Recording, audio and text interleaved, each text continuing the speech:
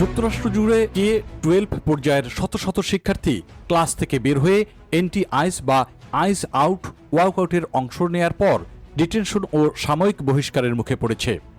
অভিবাসন দমন অভিযান ঘিরে মিনিয়াপোলিসে দুজন মার্কিন নাগরিক নিহত হওয়ার ঘটনার পর বিতর্কের মধ্যেই এই প্রতিবাদ বাড়ছে। শিক্ষার্থীরা বলছে তারা অভিবাসন নীতির বিরুদ্ধে আরও সোচ্চার হতে চায়। তবে শিক্ষা ও আইন বিশেষজ্ঞদের মতে স্কুল চলাকালীন ক্যাম্পাস ত্যাগ করে ওয়াকআউট করা যুক্তরাষ্ট্রের সংবিধানের প্রথম সংশোধনীর দ্বারা সুরক্ষিত নয়, কারণ এটি স্কুলের স্বাভাবিক কার্যক্রমে বিঘ্ন ঘটায়। ওকলাহোমার গভর্নর কেভিন স্টিক এক বার্তায় বলেছেন 122 জন শিক্ষার্থীকে সাসপেন্ড করার সিদ্ধান্তকে তিনি সমর্থন করেন।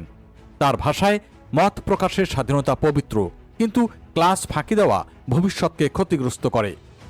উত্তর ভার্জিনিয়ার উডব্রিজ সিনিয়র হাই স্কুলে একদিনের ওয়াকআউটের পর 300-র বেশি শিক্ষার্থী সাসপেন্ড হয়। অন্যদিকে ফ্লোরিডার টাম্পায় এক শিক্ষার্থী স্থানীয় গণমাধ্যমকে জানিয়েছে তার পরিচিত কয়েকজনকে অভিবাসন সংক্রান্ত অভিযানে বহিষ্কার করা হয়েছে। এ কারণেই সে প্রতিবাদে অংশ নেয়।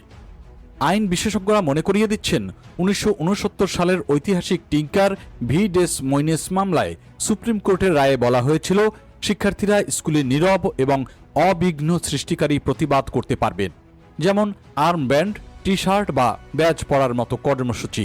কিন্তু ক্লাস ছেড়ে বের হয়ে যাওয়া ভিন্ন বিষয়, কারণ এটি সরাসরি শিক্ষাক্রমে ব্যাহত করে। এদিকে এ ঘটনার পর সামনে এসেছে নিরাপত্তা ইস্যুও।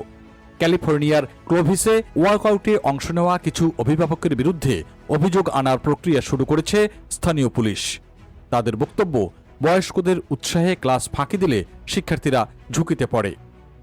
তবে মিনেসোটার এক স্কুলের সুপারিনটেনডেন্ট ডেভিড ল বলেছেন তারা শিক্ষার্থীদের সঙ্গে সমন্বয় করে নিরাপত্তা নিশ্চিত করার চেষ্টা করেছেন। তার মতে প্রতিবাদের উদ্দেশ্য হচ্ছে দৃষ্টি আকর্ষণ করা, কিন্তু স্কুল সময়ের মধ্যে অন্য শিক্ষার্থীদের পড়াশোনা বাধাগ্রস্ত হওয়া উচিত নয়।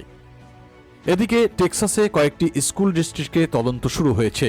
তদন্ত কর্মকর্তাদের অভিযোগ, কিছু শিক্ষক শিক্ষার্থীদের প্রতিবাদে উৎসাহ দিয়েছেন। তবে স্কুল কর্তৃপক্ষ জোর দিয়ে বলছে শাস্তি দেওয়া হচ্ছে প্রতিবাদের বিষয়বস্তুর জন্য নয়, বরং অনুমতি ছাড়া ক্লাস ত্যাগ করার কারণে। শিক্ষা আইন বিশেষজ্ঞদের মতে স্কুলগুলো নিরপেক্ষ উপস্থিতি নীতি প্রয়োগ করতে পারে, তবে রাজনৈতিক মতের ভিত্তিতেই বাছাই করে শাস্তি দেওয়া যাবে না। সব মিলিয়ে প্রশ্নটি এখন স্পষ্ট যে শিক্ষার্থীদের মত প্রকাশের অধিকার ও স্কুলের শৃঙ্খলা বজায় রাখার দায়িত্ব, এই দুয়ের ভারসাম্য কোথায়?